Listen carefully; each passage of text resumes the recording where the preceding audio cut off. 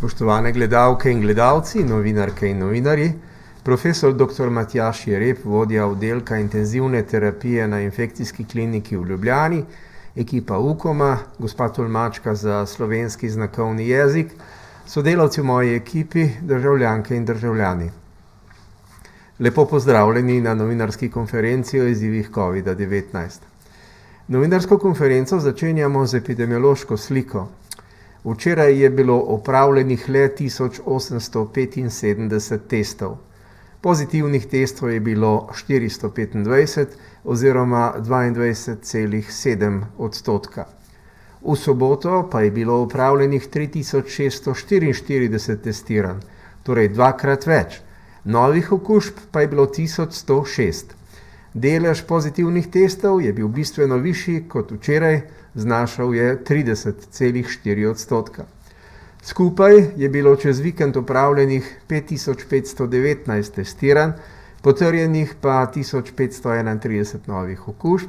Delež pozitivnih testov je za 2 dni skupaj povprečno znašal 27,4%.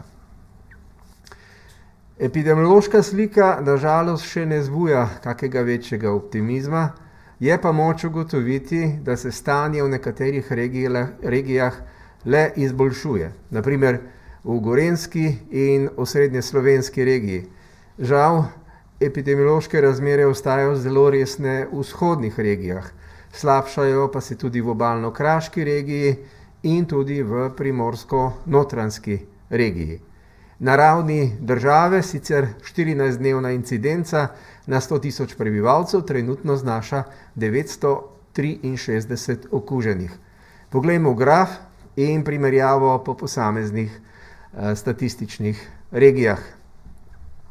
Kot veste, je še pred časom bila na prvem mestu Gorenjska, ki je dosegla neverjetno incidenco 2000 okuženih na 100 tisoč. Danes jo imate gori na vrhu, na 3. položaju. Incidenca je do tega trenutka padla že na 888 okuženih, kar pomeni, da je v tem trenutku Gorenjska že na 8. mestu. Ta hip je najbolj izpostavljena Koroška, ki dosega incidenco 1574 in Pomurska regija z 1505 okuženimi. Žal v Podravju, v Savinjski regiji, v Zasavju, v Posavju, povsod incidenca narašča. Na koncu se je dvignila tudi obalno-kraška in tudi primorsko-notranjska regija. Tako da sta v tem trenutku samo 2 regiji, ki relativno hitro nazadujeta oziroma incidenca pada. To sta Gorenjska in osrednje slovenska regija, kjer je incidenca v tem trenutku le 713 okuženih na 100 tisoč prebivalcev. Žal še vedno ostaja visoko število oseb, ki potrebujejo bolnišnično oskrbo. Včeraj je bolnišnično oskrbo potrebovalo skupaj 1298 COVID pacientov, le 2 manj kot 1300, intenzivno nego pa je potrebovalo 205 bolnikov oziroma 10 več kot v soboto. Iz bolnišnic je bilo včeraj skupaj odpuščenih le 36 pacientov, skupaj čez vikend pa le 95. Več odpustov, tako kot vsak teden, pričakujemo danes. Tudi včeraj smo žal imeli veliko smrti. V bolnišnicah je umrlo 38 oseb, v domovih za starejše še 13. Skupaj torej žal 51 smrti. Vsem svojcem in bližnjim izrekam iskreno sožalje ob njihovi izgubi. Poglejmo si še, kako je to videti na grafih. Torej, prvi graf prikazuje število sprejetih, odpuščenih in tudi umrlih v UKC in splošnih bolnišnicah. Ta zadnji, 30. pač govori, da je bilo sprejemov manj kot prejšnje dni, žal pa je bilo izjemno malo odpustov in tudi veliko smrti. Zaradi tega se je število bolnikov v bolnišnicah povečalo. Pa tudi dan prej, 29.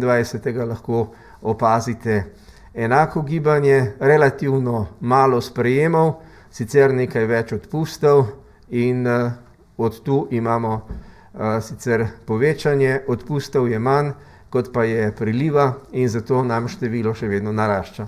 To se najbolje vidi tudi na naslednjem grafu, kjer vidite, da je razlika, vertikala med modro in rjavo črto zelo velika. To so ta klešča, ki se odpirajo in iz teh razlogov se število bolnikov pač začasno poveča. Poglejmo še naslednji graf. Tukaj vidite, kako se nam giblje skupno število bolnikov v zadnjih dneh. Tam od 20.11. naprej, v zadnjih 10 dneh, je bilo največ bolnikov 27.11., kjer je ta zeleni stolpec daleč najvišji. Tukaj so številke, na katerih lahko primerjamo gibanje števila bolnikov v slovenskih bolnišnicah. Če pogledamo prvo kolono, tamle 27.11. smo imeli kar 1118 navadnih postelj zasedenih, potem je 28. padlo na 1064, potem pa se rahlo dviguje na 1083 in potem včeraj na 1093. Število zasedenih intenzivnih postelj se je od sobote na nedeljo povečalo za 10, od 195 na 205. Skupno število bolnikov pa je, kot rečeno, včeraj bilo 1298. Za primerjavo 27.11. smo imeli 1324 bolnikov, potem pa se je številka nekoliko spustila in zdaj zadnje 2 dneva narašča. To nam bo pokazal tudi ta graf. Naslednji graf.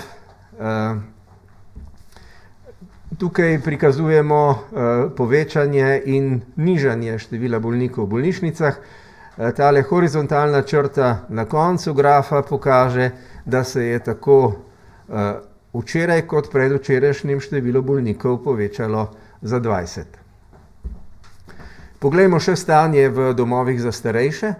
V domovih za starejše je na novo ozdravljenih 98 stanovalcev in tudi 63 zaposlenih. Na novo okuženih v domovih za starejše pa je naslednje: 38 stanovalcev dodatno, kar prinese skupno število aktivno okuženih na 2733. 2733 stanovalcev je v tem trenutku aktivnih. Med zaposlenimi je 20 zaposlenih več okuženih kot dan predtem, tako da je trenutno aktivno število okuženih že 1172, kar je kar precejšen porast. Še nekaj dni nazaj smo bili pod 1000. V 5 posebnih socialno-varstvenih zavodih je trenutno 199 okuženih uporabnikov, 10 več kot dan predtem, in 121 zaposlenih, kar je 5 zaposlenih več kot pa dan predtem.